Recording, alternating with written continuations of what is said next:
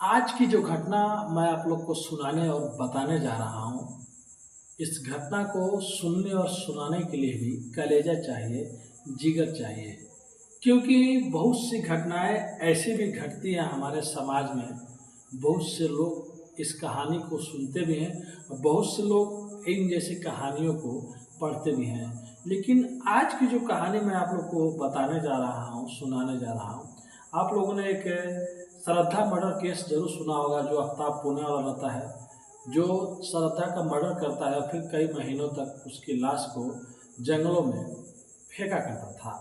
लेकिन उससे भी हट के एक और कहानी सामने आई है, जहाँ पे एक 56 साल का आदमी एक 34 साल की महिला के साथ में इतना कुछ अलग करता है कि जब पुलिस उस रूम में घुसती है जहाँ से स्मेल आ रही होती है, जब पुलिस को शक होता है और वहाँ के आजू बाजू जो लोग रहते हैं, तो कुछ लोग तो पहले ही उल्टियाँ कर देते हैं। लेकिन जब अंदर जाते हैं और अंदर का नज़ारा देखते हैं तो सब के सब डर जाते हैं। क्योंकि अंदर जाने के बाद कुछ टब और बाल्टी नज़र आता है, एक तवा नज़र आता है और एक कुकर नज़र आता है, और वहीं पे छोटे छोटे इंसानी मांस के टुकड़े भी नज़र आते हैं। अब जितने लोग भी वहाँ पे अंदर गए होते हैं उसमें तो कुछ पहले ही भाग जाते हैं। तो चलिए इस पूरी घटना को अपनी कहानियों के माध्यम से आप लोग को बताएंगे। उससे पहले आप लोग से रिक्वेस्ट करते हैं, अगर आप हमारे चैनल पर नए हैं तो चैनल को आज ही सब्सक्राइब और लाइक शेयर कर लीजिए। तो नमस्ते, आदाब, सत श्री अकाल। आज की जो मैं सच्ची घटना आप लोग को सुनाने जा रहा हूँ, ये घटना मुंबई से शुरू होती है। मुंबई मीरा रोड पे ही एक सोसाइटी होती है। उस सोसाइटी का नाम गीता आकाश दीप अपार्टमेंट रहता है।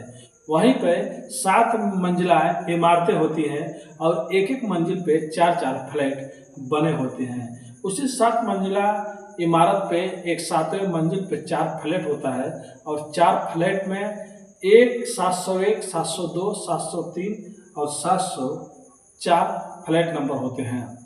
सोमवार का दिन होता है, सुबह सुबह जब आजू बाजू के पड़ोसी लोग सो के उठते हैं, तभी फ्लैट नंबर 703 निकलता है और निकलने के बाद उसको बहुत अजीब तरह के गंध आ रही होती है।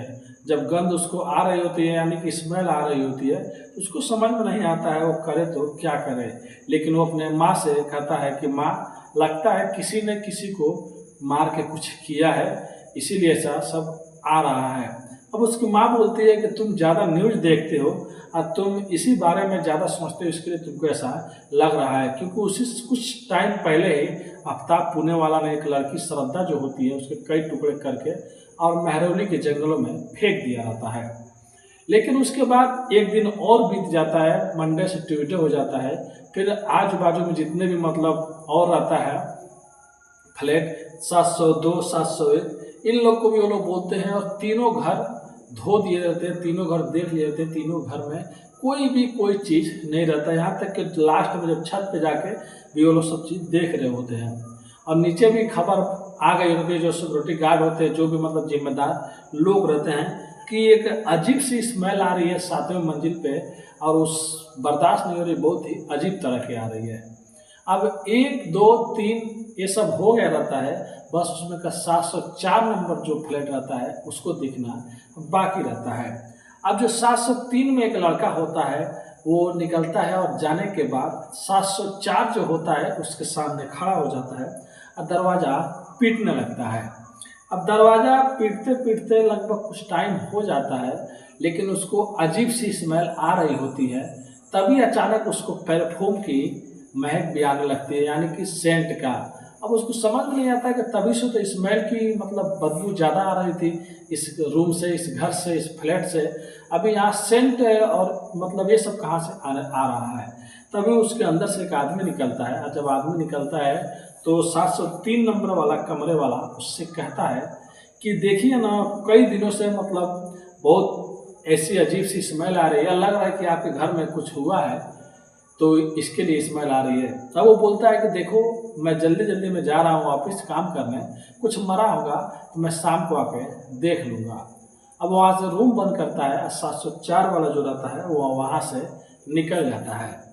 अब जो लड़का रहता है उसको कुछ समझ में नहीं आ रहा होता है कि मतलब अभी तो स्मेल आ रहा था, फिर खुशबू आ रहा था, ये ऐसा आदमी है, मैं इसको बोला भी तो ये उसको सीरियसली नहीं लिया और ये काम पे चला गया, बल्कि हम लोग इसको बर्दाश्त नहीं कर पा रहे हैं, लेकिन इसी के घर से आ रहा है क्योंकि यहाँ मैं खड़ा हूँ। तो अब वो नीचे आता है, नीचे आने के बाद सिक्योरिटी गार्ड और जितने भी जिम्मेदार लोग रहते हैं सबको बताता है कि देखिए 704 रूम नंबर कमरे में मैं गया था और वहाँ से एक आदमी निकला और ऐसा सब बोल के चला गया, लेकिन उसके घर में कुछ ना कुछ हुआ है। और जो पहले का श्रद्धा मर्डर केस चल रहा था सबके बारे में सबको पता था, तो इन लोग को बताता है कि शायद उस घर में कुछ ऐसा तो नहीं हुआ है, इसके लिए ऐसा हो रहा है। अब जो जिम्मेदार लोग रहते हैं तुरंत तो पुलिस को फ़ोन कर देते हैं, पुलिस आती है। पुलिस आने के बाद जब पुलिस मौके पर पहुंचती है तो घर में ताला लगा रहता है, लेकिन पुलिस वहां पे जितने भी लोग रहते हैं उन लोग को गवाह बनाती है और गवाह बनाने के बाद ताला तोड़ती है और उस फ्लैट में चली जाती है, यानी कि 704 नंबर में। और वहाँ पे जाने के बाद जैसे ही पुलिस अंदर दाखिल होती है तो बेडरूम में जाती है, बेडरूम में जाने के बाद फिर से मतलब हॉल में जाती है, हर जगह फिर फ्रिज भी खोलती है क्योंकि उन लोगों को शक रहता है कि फ्रिज में कुछ ऐसा तो ये इसने नहीं रखा है जिसके लिए इतना स्मेल आ रहा है। तो जैसे आम ज़रूरतें रखे रहती है सामान वैसे ही रहता है, लेकिन लास्ट में जब ये लोग किचन में जाते हैं तो किचन में जाने के बाद सबके रोंगटे खड़े हो जाते हैं, क्योंकि किचन में जाने के बाद जो देखते हैं कि एक तवा रखा हुआ है गैस पे, एक कुकर रखा हुआ है और तवे के आजू बाजू में छोटे छोटे इंसानी टुकड़े पड़े हुए हैं और कुछ तवे पे भी लगे हुए हैं और तवा के बगल में ही 2 चम्मच भी रखे हुए हैं और नीचे भी 2 टब है और एक बाल्टी है प्लास्टिक के। अब इन लोगों को समझ में नहीं आ रहा था कि मतलब ये किस चीज़ का गोश्त है। तभी अचानक उस जो बाल्टी रहता है उसमें से एक पैर जैसा नज़र आता है, लेकिन वो दूसरा कलर में बदल गया रहता है, इन लोग को कुछ भी समझ में नहीं आता है। अब उसके बाद फिर से पुलिस अच्छे से उस घर की तलाशी लेती है, लेकिन जब दूसरी बार तलाशी लेती है तो पुलिस को एक औरत का यानी कि लेडीज़ का एक चोटी मिलता है, जो चोटी एकदम सर से कटा होता है। अब पुलिस को समझने में देरी नहीं लगती है कि शायद किसी न किसी महिला के यहाँ पे खून हुआ है और उसी की ये चोटी है और हो ना हो उसी के ये टुकड़े हैं जो गैस में, कुकर में और तवे पे लोग रखे हुए हैं। अब पुलिस इधर सब चीज़ देख ही रही होती है, तभी जो 704 नंबर कमरे में मतलब फ्लैट में रहता था उसका नाम मनोज रहता है, मनोज नीचे घुसता है। नीचे घुसने के बाद जैसे ही वो अंदर सीढ़ियों पर जाते लगता है तभी उसको नज़र पुलिस की गाड़ियों पर पड़ जाती है। अब मनोज को समझने में देर नहीं लगती है कि शायद पुलिस को कुछ पता चल गया, मनोज वहाँ से भागने लगता है।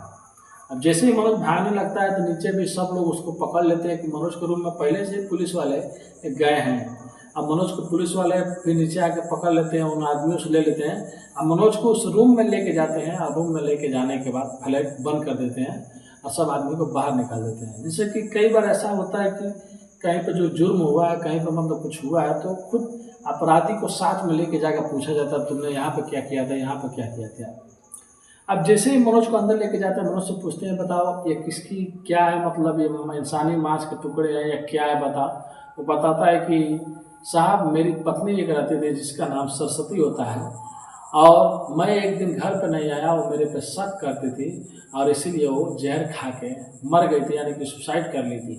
अब जैसे ही मैं घर पे आया, घर पे आने के बाद मैं देखा कि वो मर गई है तो मैं डरने लगा और डरने लगा तो मैं अब करूँ तो क्या करूँ, लेकिन मैं आफ्ताब पुणे वाला का देखा था जिससे वो उसने किया था, मैं उसी से उसका आइडिया लिया और मैंने भी उसको छोटे छोटे टुकड़े करके और मैंने इसको मतलब इस चीज़ में कर दिया।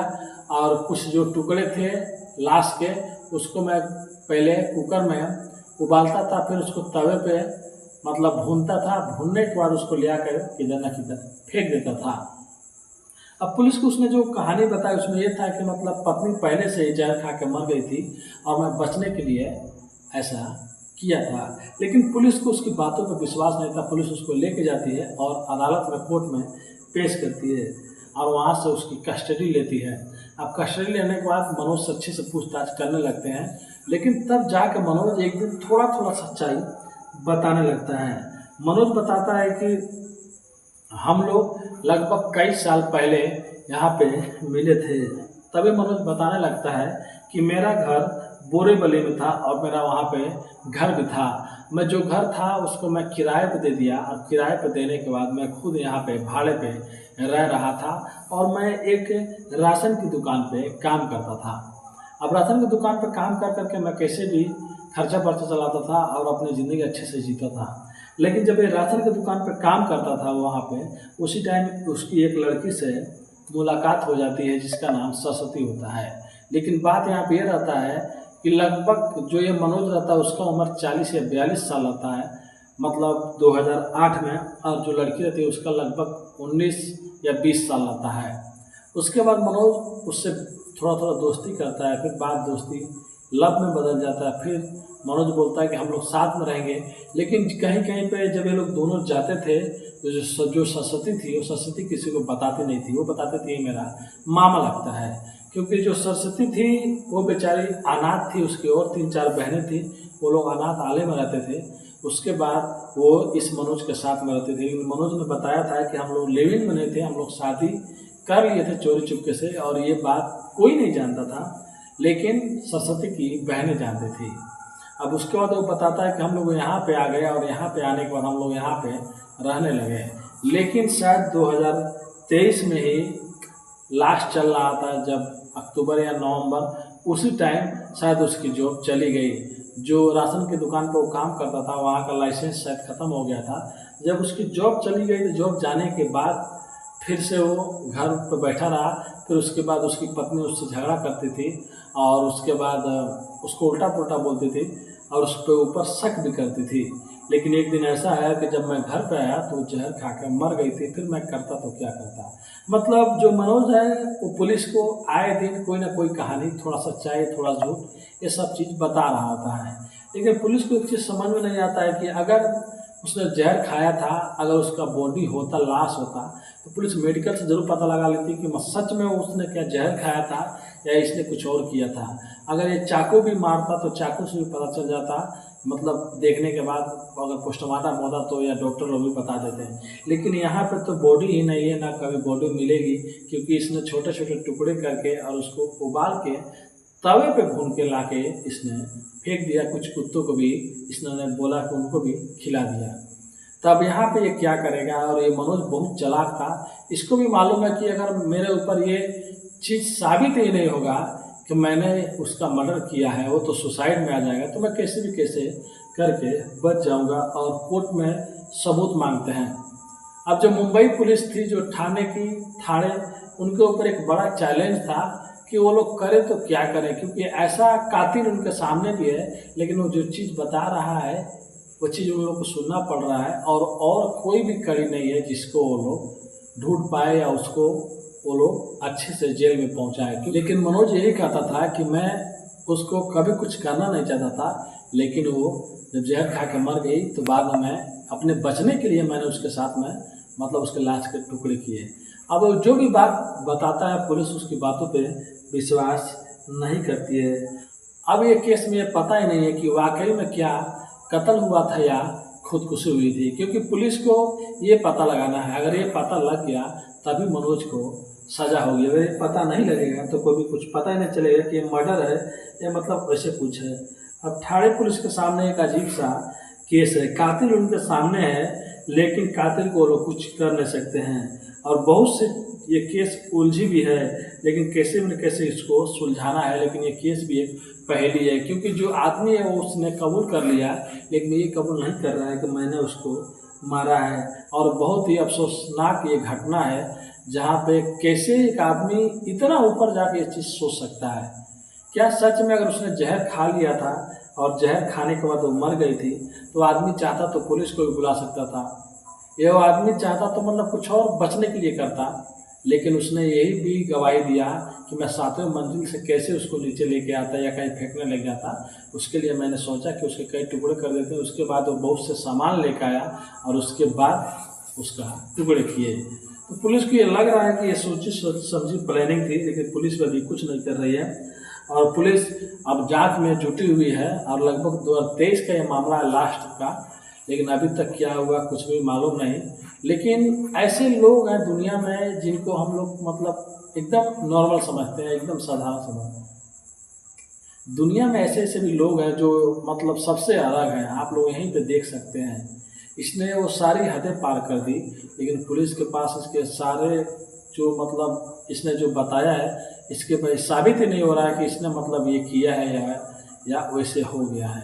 तब आगे कहानी में जो भी अपडेट आएगा, मैंने भी ये शम्स ताहिर साहब हैं जो क्राइम तक में, उन्हीं का एक मतलब जुबानी एक कहानी है घटना की, उन्हीं का कॉपी किया हूँ और अपने तरीके से बताता हूँ। और मैं भी बहुत मेहनत करता हूँ, बस आप लोग के थोड़ा एक सपोर्ट के लिए, एक सब्सक्राइब के लिए, लाइक करें, फिर अपने भाई को भी सपोर्ट करें और देखते हैं इस केस में फिर क्या होता है। लेकिन यहाँ पे कैसे एक लड़की थी जो बेचारी महिला जो 34 साल की हो गई थी और ये दुनिया छोड़ के चली गई, लेकिन क्या उसको इंसाफ मिलेगा या नहीं मिलेगा, ये तो भविष्य में छिपा है कि आगे क्या होगा क्या नहीं होगा।